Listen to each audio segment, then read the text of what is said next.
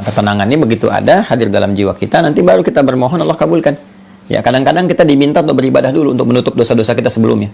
Seakan ingin mengatakan gampang, doa dikabulkan itu gampang. Tapi kalaupun dikabul, sementara kamu masih banyak dosa, bagaimana menutupnya?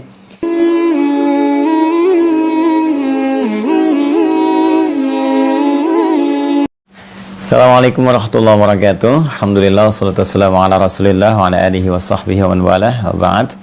Saudara-saudariku dimanapun Anda berada, hari ini saya akan coba melihat beberapa pertanyaan-pertanyaan teman-teman yang saya janjikan dulu untuk setidaknya dijawab dalam satu kelenggangan ya. Pak Ustadz, baik, saya ingin bertanya berhubungan dengan doa. Apa sebab doa tidak terkabul dan bagaimana cara agar doa segera terkabul? Serta bagaimana cara menenangkan pikiran dan hati yang sedang kacau. Terima kasih. Semoga Allah berikan ketenangan kepada Anda dan memberikan jawaban dari doa-doa terbaik yang disampaikan. Di sini ada 3 persoalan ya. Yang pertama, kenapa doa tidak terkabul? Yang kedua, bagaimana doa cepat terkabul? Dan yang ketiga, bagaimana cara menenangkan pikiran. Ya, penyebab doa tidak terkabul, teman-teman sekalian, kita bisa lacak di salah satu hadis Nabi SAW ketika beliau menerangkan tentang seorang lelaki yang menempuh perjalanan panjang. Ya, saya bacakan hadisnya. Qala Rasulullah SAW, langsung ke intinya. Tsumma dzakara rajula ya yutilus safara asy'atha aghbara. Kemudian Nabi menyebutkan seorang lelaki yang menempuh perjalanan yang sangat panjang sampai dia berdebu, artinya menempuh perjuangan yang luar biasa sampai melewati berbagai medan, kan? Yamud yadayhi ila sama, mengangkat tangannya ke langit, fayaqulu, maka dia menyebut ya Rabb, bermohon dengan al-asmaul husna. Ya Rabb, ya Rabb. Dia tempuh 3 hal ya.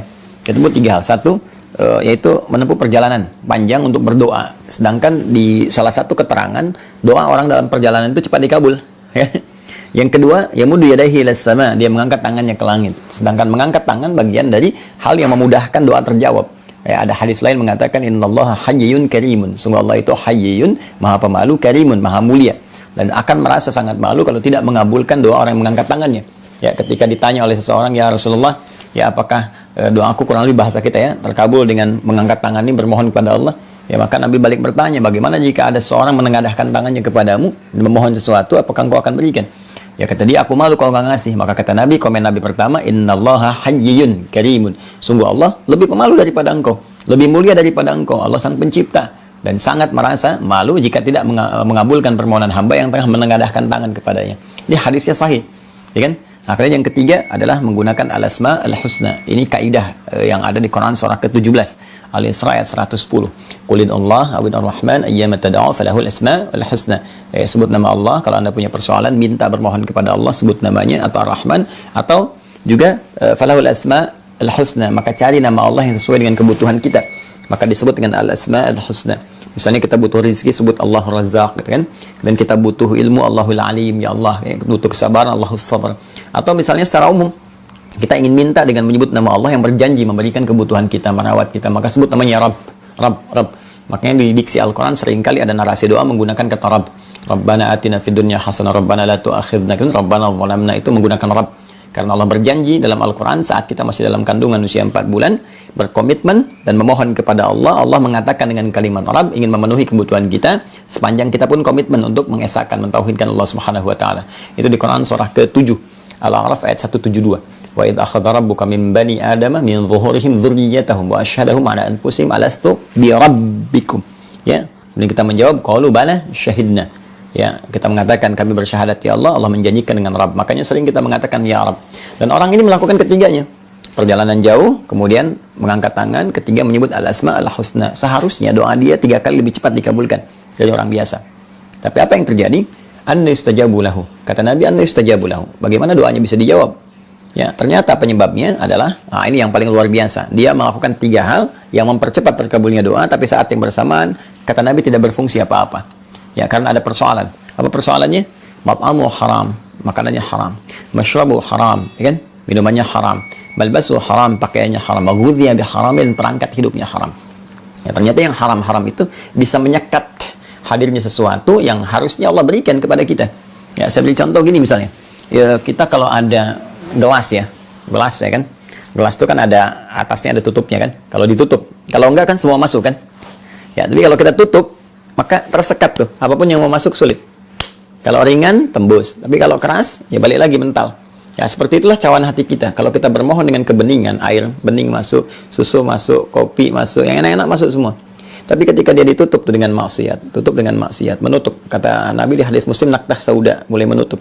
Ya, kalau masih ringan masih ada tembus dikit-dikit. Tapi kalau sudah berat, mantul lagi.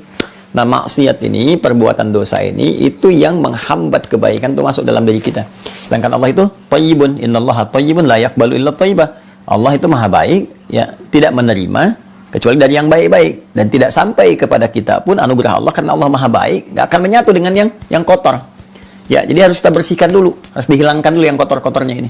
Ya, karena itu maksiat, harta haram, ya kan, makanan haram dan sebagainya itu tidak sangat sulit untuk mendatangkan jawaban dari doa, termasuk juga hidayah. Hidayah itu Allah berikan, cuman mental kadang-kadang. Ini yang menyebabkan telinga dengar adzan nggak peka, lihat orang sholat nggak ada getaran, ya kan, yang tembus ke dalam jiwanya. Disampaikan ceramah kebaikan malah anti. Ya, malah menyoal atau kadang-kadang mencela dan sebagainya. Nah, ini menunjukkan ada sesuatu yang salah dalam perilaku hidupnya. Maka apa yang harus dilakukan supaya doanya kemudian cepat terjawab? Yang pertama dia tobat dulu. Ya, tobat dulu. Tobat kembali pada jalan yang benar. Tinggalkan yang haramnya. Tinggalkan perbuatan buruknya. Haram itu bisa karena perilaku anggota tubuh, misal mata menatap yang salah, telinga dengar maksiat, lisan bicara pada yang kotor, atau masuk lewat perut, ya, dari mulut lewat ke perut. Ya, dari makanan haram tadi, ya, minuman haram, perangkat hidup haram itu tinggalkan. Ya, begitu kita tinggalkan, Allah pertama berikan ketenangan dalam jiwa kita. Nah, ketenangan ini begitu ada, hadir dalam jiwa kita, nanti baru kita bermohon, Allah kabulkan. Ya, kadang-kadang kita diminta untuk beribadah dulu, untuk menutup dosa-dosa kita sebelumnya.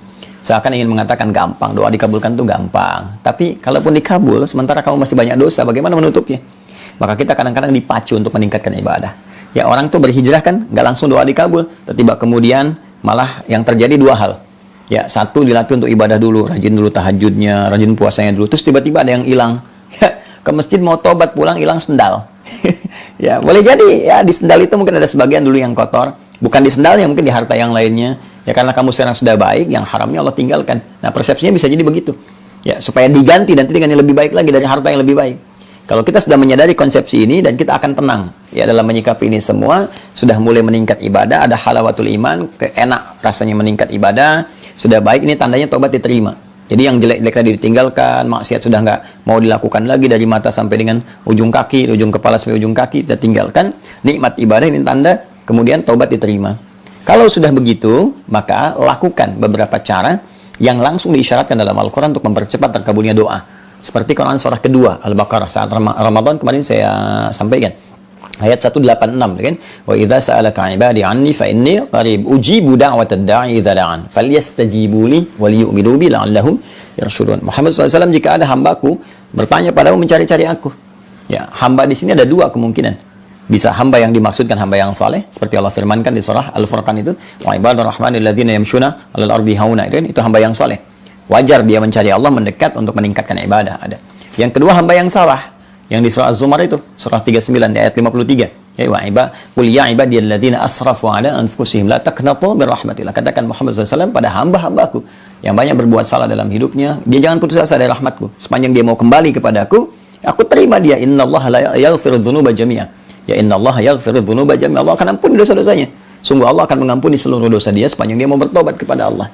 Ya, maka apa yang harus dilakukan? Dua hamba ini ketika mencari Allah, yang satu meningkatkan amal saleh, yang kedua tobat dari salah. Ya, begitu dia bertobat, selesai itu tadi, maka apa yang harus dia kerjakan? Kata Allah langsung dijawab sebelum bertanya. Uji budang wa tadda'i. Pasti mau minta nih. Pasti mau doa. Yang soleh minta surga, kan? Yang salah minta penerimaan tobat, minta rahmat, minta kebaikan, minta rezeki, minta macam-macam. Kata Allah, uji budang wa tadda'i idza da'an. Aku pasti akan jawab semua doa-doa hambaku, baik sekarang, nanti, ataupun saat dia kembali kepadaku. Kalau belum itu layak untuk dia dapatkan di dunia, Allah akan berikan di akhirat. Allah mengabulkan apa yang dibutuhkan, bukan apa yang diinginkan. Kadang bukan kebutuhan kita sekarang, kadang nanti apa yang kita harapkan itu Allah berikan sesuai dengan aspek yang bisa meraih kemaslahatan untuk kehidupan kita. Maka kalau ingin cepat dikabulkan, ya falyastajibu li, maka cepat respon seruanku, kata Allah. Ya, kita menuntut hak dari Allah, tapi hak Allah nggak kita selesaikan. Maka kalau kita pengen cepat dikabulkan, cepat pula respon surat Allah. Secepat kita merespon, secepat itu pula Allah memberikan jawaban kepada kita. Karena itu Allah uji dalam sehari, ya, diseru kita oleh Allah lewat suara muadzin salat misalnya. Ya, coba direspon nggak? Nah, sekarang biasakan. Zuhur respon, asar respon, maghrib respon, isya, subuh, bahkan kalau bisa lebih cepat merespon. Subuh 4.35, ya, Anda siap-siap dari jam 4 misalnya kan. Nah, itu ketika Anda menyiapkan lebih dari semestinya, dituntut 4:30, tapi jam 4 siap-siap, maka Allah pun akan berkenan mengabulkan lebih cepat dari apa yang Anda bayangkan. Jadi, kalau ingin cepat doa dikabulkan, latihan meningkatkan amal soleh, itu kuncinya. Ya, amal soleh itu kalau ditingkatkan, takwa namanya. Takwa itu latihan untuk meningkatkan amal soleh, sehingga ada hasil kedekatan dengan Allah. Makanya turunan takwa itu amal soleh. Dzalikal kitabul raiba fihi hudal lil muttaqin. Siapa muttaqin? Orang takwa. Alladzina yu'minuna bil ghaib wa yuqimunas shalah, latihan salat. Wa mimma razaqnahum yunfiqun, latihan infak. Walladzina yu'minuna bima unzila ilaik, latihan interaksi dengan Al-Qur'an. Nanti kalau takwanya meningkat, termasuk saat puasa kemarin, kan ujungnya takwa. Ya ayyuhalladzina amanu kutiba alaikumusiyam kama kutiba alal ladzina min qablikum la'allakum tattaqun. Takwa kan? Nah, kalau takwa sudah meningkat, apa yang terjadi? Nah, konsepnya di Quran surah 65. Ya, di akhir ayat kedua sampai ketiga. Wa may yattaqillaha yaj'al lahu makhraja wa yarzuqhu min haitsu la yahtasib. Siapa yang bisa meningkatkan takwanya, Allah berikan jalan keluar, solusi dari setiap persoalan yang dihadapi. Bahkan terkait rezeki didatangkan dari sisi yang tidak dia duga. Sampai nanti kalau masuk ke ayat keempat selanjutnya, wa may yattaqillaha yaj'al lahu min amri yusra. Kalau dia bisa meningkatkan lagi, maka semua sisa aktivitasnya dimudahkan oleh Allah. Mudah. Ya, wal yu'minu bi. Tapi harus yakin, kembali ke Al-Baqarah 186. Harus lakukan dengan iman. Jadi ada orang bekerja kebaikan tidak dengan iman, ada yang dengan iman. Yang dengan iman itu lakukan karena Allah. Semua niat lillah, karena Allah perintahkan. Jangan cuma mengejar target dunia. Ya, saya bangun relasi baik pada dia supaya punya akses ke sini, punya kedudukan bisa terangkat. Motifnya hanya cari perhatian manusia gitu kan. Nah, kalau itu ya nggak ada bedanya dengan yang nggak beriman. Banyak yang belum beriman pun, yang belum beriman banyak begitu. Ya, istilah manusia cari muka kan, walaupun mukanya udah kelihatan. Ya, cari perhatian dan sebagainya. Lakukan karena Allah. Itu ihsan namanya. Di hadis Muslim, nomor hadis ke-8, "Ta'budallaha ka'annaka tarahu fa illam takun tarahu fa innahu yarak." Ya, maka kembali ke Quran surah ke-2 ayat 186, la'allahum yarshudun. Nanti kalau mereka sudah menyadari itu semua, sudah merasakan kenikmatan, mereka akan mendapatkan kenyamanan dan petunjuk dari Allah. Baru bisa membedakan, oh ini nikmatnya ibadah. Nikmatnya doa dikabulkan. Jadi satu taubat dulu, yang kedua tingkatkan amal saleh, terus lakukan dengan yakin iman kepada Allah, dan lihat nanti perubahan apa yang terjadi. Ya. Dan yang terakhir, bagaimana menenangkan pikiran dan hati yang sedang kacau. Baik, saya ambil ke sisinya dulu ya, ke sisi ketenangannya dulu. Quran surah 13 ayat 28. Nggak ada cara lain menenangkan jiwa kecuali dengan zikir. Ala bidzikrillahi tatma'innul qulub. Kata Allah, ketahuilah, yakinkan pada dirimu dengan meningkatkan zikir kepada Allah, itu akan berdampak pada ketenangan hati. Zikir itu segala aktivitas yang mengingatkan kita dengan Allah. Ya, karena itu doa itu disebut zikir. Quran surah ke-7 ayat 205. Wadhkur rabbaka fi nafsika tadarruan wa khifatan wa dunal jahri minal qaul. Ayo kamu berdoa kalau punya masalah, sebut nama Allah, tapi segenap jiwamu, jangan cuma di lisan, segenap jiwamu dengan khusyuk, dengan penuh harap. Makanya saat berdoa kita cenderung tenang, walaupun solusi belum datang pada saat itu, tapi ketenangan ada. Karena tertumpahkan apa yang dirasakan, ya keluar dari keadaan jiwa kita. Maka tapi minta sepenuh jiwa supaya merasa lebih nyaman. Ya, kemudian baca Quran itu zikir. Quran surah 15 ayat 9. Inna nahnu nazzalna dzikra wa inna lahu lahafidhan. Kami telah turunkan Al-Quran sebagai zikir. Jika kalau sedang tidak tenang, ya alih-alih melakukan hal yang tidak positif, lagi bikin status yang nggak jelas, lebih baik wudu, buka mushaf, ada kiblat, itu ada ketenangan. Ya, kemudian ya kalimat thayyibah, sebut misalnya subhanallah, alhamdulillah, zikir, Allahu akbar, astagfirullah, istighfar, rabbana la tu'akhidna in nasina wa akhtana, ya rabbana zalamna anfusana, ya rabbana, misalnya apa yang kita bisa sampaikan, mohon kepada Allah dengan zikir-zikir terbaik, atau subhanallah, alhamdulillah, Allahu akbar, istighfar, astaghfirullah. Nah, itu termasuk zikir. Quran surah keempat ayat 103. Fa idza qadaytumus salata fadhkurullah. Jika Anda telah tuntas mengerjakan salat, berzikirlah kepada Allah. Kita ucapkan subhanallah, alhamdulillah, Allahu akbar. Itu memberikan ketenangan pada jiwa. Boleh saat gelisah pun kita sampaikan itu. Dan puncaknya salat. Ya, karena salat itu puncak dari zikir. Istighfar ada dalam salat, subhanallah ada di salat, alhamdulillah ada di salat, Allahu akbar ada di salat, ngaji ada di salat, ya doa ada di salat. Yang semua tadi ada di salat. Ya, makanya ketika Anda menunaikan salat itu bagian dari zikir. Quran surah ke-20 ayat 14. Innani anallahu la ilaha illa ana fa'budni wa aqimis salata li dzikri. Saya Allah, enggak ada Tuhan selain saya, kata Allah. Ya, maka buktikan engkau menuhankan aku dengan menyembahku. Caranya tunaikan salat sebagai zikir kepadaku. Jadi ambil wudu, kemudian setelah itu kita salat, kalau bisa ke masjid, salat 2 rakaat tahiyatul masjid, ya, atau misalnya salat wudu sesuai misalnya waktunya, bisa duha atau yang lain, tunaikan dan penuh harap kepada Allah. Itu cara terbaik untuk menenangkan jiwa. Jadi 3 ini kita simpulkan, setelah taubat kepada Allah, tingkatkan amal soleh dan perbanyak zikir dengan menunaikan amal soleh tadi. Nah, semoga dengan itu insya Allah terlengkapi dan diberikan kemuliaan oleh Allah Subhanahu wa taala.